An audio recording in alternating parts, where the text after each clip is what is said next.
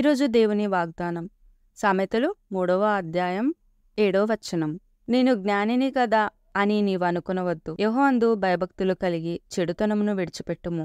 అప్పుడు నీ దేహమునకు ఆరోగ్యమును నీ ఎముకలకు సత్తువ కలుగును. హల్లెలూయా. దేవునందు భయభక్తులు కలిగి జీవించడం వల్ల ప్రతి చెడుతనంను విడిచిపెట్టి మనము ఆనందంగా జీవిస్తాము. దేవునందు భయభక్తులు మన దేహముకి ఆరోగ్యము, మన ఎముకలకు సత్తువ కలుగుతుంది. ఎందుకంటే సామెతలు 2వ అధ్యాయం 12వ వచనం. అది దుష్టుల మార్గము నుండి, మూర్ఖంగా మాటలాడు వారి చేతిలో నుండి నిన్ను రక్షించును. దేవుని భయభక్తులు ప్రతి దుష్టత్వము నుంచి విడిపిస్తుంది, దుష్ట మార్గం నుంచి తొలగిస్తుంది. మూర్ఖపు మాటలు మన నోటికి రాకుండా మూర్ఖపు వారి చేతిలో నుంచి కూడా దేవుడు మనని రక్షిస్తాడు. ఆ మూర్ఖపు మాటలే మనిషి దేహానికి అనారోగ్యం కలుగజేస్తుంది. మూర్ఖపు వారి చేతిలో నుండి విడిపిస్తా అని దేవుడు సెలవిస్తున్నాడు. అంటే వారి సాహసం చేయడం వల్ల వారి మాటలే మాట్లాడతారు. కాబట్టి దేవుడు ప్రతి మూర్ఖపు చేతిలో నుంచి విడిపిస్తా అని దేవుడు తెలియజేస్తున్నాడు. మనము చేసేది, మనము చూసేది, మనం మాట్లాడేది, మన సాహసమే మన జీవితం పైన ఆధారపడి ఉంటుంది.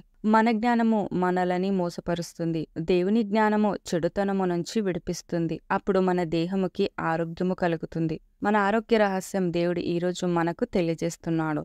మనకు ఎంత జ్ఞానమున్నా, ఎంత చదువున్నా, ఎంత హోదా ఉన్నా, దేవునందు భయభక్తులు కలిగి చెడుతనము విసర్జించడం వల్లనే మన జీవితంలో సంతోషము. ఎందుకంటే మన ఆరోగ్య రహస్యము దేవుడు తెలియజేస్తున్నాడు. మన ఆరోగ్యమే ప్రతి ఆశీర్వాదము మనం అనుభవిస్తాము. కాబట్టి ఇక నుంచి మనము ఆరోగ్యంగా, సంతోషముగా జీవిస్తాం. ప్రతి చెడుని వదిలేసి మనము ఉన్నతమైన ఆశీర్వాదాలతో జీవిస్తాం. దేవునందు భయభక్తులు కలిగి జీవించడం వల్ల మనకు మంచి ఆరోగ్యము, మంచి శక్తి, మంచి బలము కలుగుతుంది. ఇక సంతోషముగా, ఆనందముగా ఆయనందు భయభక్తులు కలిగి ప్రతి చెడును వదిలేసి ఆనందముగా జీవిస్తాం. హల్లెలూయా. ప్రార్థన. తండ్రి, యేసుక్రీస్తు నామములో ప్రార్థిస్తున్నాము. దేవా, నీ అందు భయభక్తులు కలిగి జీవించడం వలన మాకు ఆరోగ్యము, శక్తి, బలం అని ఈ రోజు తెలియజేసినందుకు వందనములు. ఈ ప్రార్థనలో ఏకీభవించిన వారందరినీ దీవించు. వారికి ఆరోగ్యము, శక్తి, బలము వాళ్ళ జీవితంలో నిత్యము వారు అనుభవించినట్టుగా వారిని, వాళ్ళ పిల్లల్ని, వాళ్ళ కుటుంబాన్ని నీ అందు భయభక్తులతో కలిగి జీవించే కృపతో వారందరినీ దీవించమని సర్వశక్తి గల యేసుక్రీస్తు నామములో ప్రార్థిస్తున్నాము తండ్రి. ఆమేన్.